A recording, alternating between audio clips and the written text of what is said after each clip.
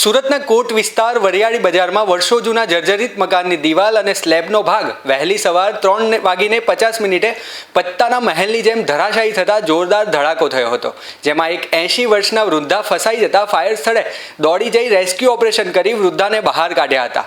સુરતના વરિયાળી બજારમાં કૃષ્ણ મંદિરની બાજુમાં ઘર નંબર 2191માં વહેલી સવારે 5:50 ભારે અવાજ સાથે કડાકો થયો હતો.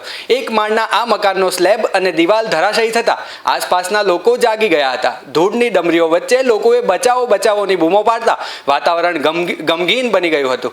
મકાન ધરાશાયી થયું ત્યારે ઘરમાં હાજર 80 વર્ષીય હરિબેનને કાટમાળમાં નીચે ફસાઈ ગયા હતા. પથ્થરો અને લાકડાના કારણે તેઓ બહાર નીકળી શકતા નહોતા. ઘટનાની જાણ થતાં જ મુગલીસરા ફાયર સ્ટેશનનો કાફલો તાત્કાલિક ઘટના સ્થળે પહોંચી ગયો હતો. ફાયરના જવાનોએ જોખમી સ્થિતિમાં કાટમાળ હટાવવાની કામગીરી શરૂ કરી હતી. રેસ્ક્યુ ઓપરેશન દરમિયાન માનવતાના દ્રશ્યો જોવા મળ્યા હતા. ફાયર ઓફિસર બળવંતસિંહે જીવના જોખમે કાટમાળમાંથી હરિબેનને શોધી કાઢ્યા હતા. વૃદ્ધાને પગમાં ગંભીર ઈજા થઈ હોવાથી તેઓ ચાલી શકે તેમ નહોતા. આથી ઓફિસર બળવંતસિંહે કોઈ પણ વિલંબ કર્યા વગર 80 વર્ષના વૃદ્ધાને પોતાના ખભે ઉંચકી લીધા હતા અને પહેલા માળેથી સુરક્ષિત રીતે નીચે લાવ્યા હતા. ફાયર બ્રિગેડની ટીમે સફળતાપૂર્વક રેસ્ક્યુ કર્યા બાદ એમ્બ્યુલન્સ મારફતે હરિબેનને તાત્કાલિક નજીકની ખાનગી હોસ્પિટલમાં ખસેડવામાં આવ્યા હતા.